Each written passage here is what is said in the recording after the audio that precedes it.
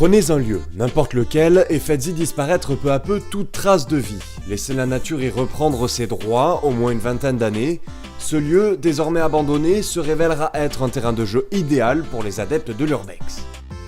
Par urbex, comprenez Urban Exploration, un concept né il y a 30 ans au Canada qui consiste à découvrir des lieux abandonnés et à les photographier. Une véritable aventure pour les pratiquants, mêlant exploration donc, histoire et beauté à travers la recherche des lieux, l'empreinte qu'ils laissent et les clichés qui en découlent. À Toulouse, Emmanuel Teclès fait figure de pionnier de la discipline. Depuis plus de 10 ans, ce professeur d'EPS et photographe chevronné sillonne l'Europe en quête de lieux à dénicher, un passe-temps qui, à chaque fois, le prend au trip.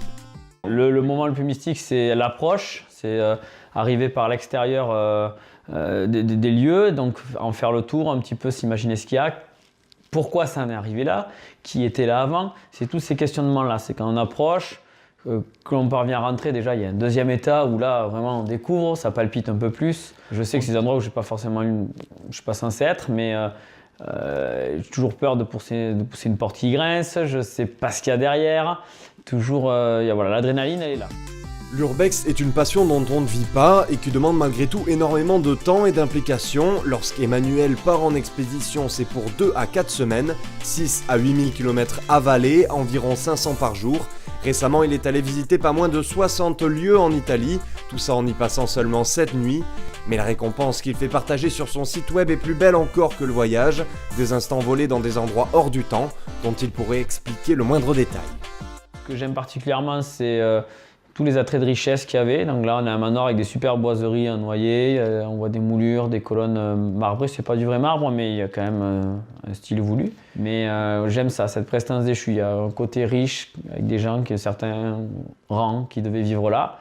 Et puis de voir qu'à un moment donné, tout peut changer, etc. Et qu'on est dans un décor de film, on est dans une scène vraiment... c'est tellement insolite, voilà. On se croirait vraiment dans un décor de film, c'est le mot. Ce qui constitue le socle de cette pratique, c'est avant tout le respect des lieux. En effet, on ne rentre pas dans ce genre de bâtisse comme dans un moulin, le jeu est donc de laisser le moins de traces possible, voire aucune derrière soi. Malheureusement, depuis quelques années, l'urbex a vu le nombre de ses adeptes se multiplier, notamment sur YouTube et les réseaux sociaux, amenant avec une partie d'entre eux leur lot de dérives, vols, effractions, dégradations, ce que déplore fortement Emmanuel Teclès, qui voit les jours de la photo d'exploration compter. Les dérives là, viennent exponentiellement. Et comme je disais tout à l'heure, il y aurait à un moment donné une législation dessus qui peut être dure. Il suffit que ça touche un homme politique un peu plus précisément parce que quelqu'un rentre dans son château, il va associer ça à un mouvement urbex. Et du coup, qu'est-ce qu'ils vont faire? Ils vont prendre une loi dessus avec si on trouve quelqu'un dans un lieu qui n'est pas le sien, je sais pas moi, prise avec sursis, quelque chose comme ça. Le putaclic, recherché par tous les moyens à obtenir du like, est la raison principale de ces errements. Pourtant, la pratique est régie par des règles implicites que certains ignorent sans doute. Premièrement, ne pas se mettre en danger. Deuxièmement, ne pas révéler l'emplacement de lieu à n'importe qui. Et enfin, respecter l'endroit qui nous accueille en le laissant tel qu'on l'a découvert. Parce qu'après tout, nous ne sommes que de passage.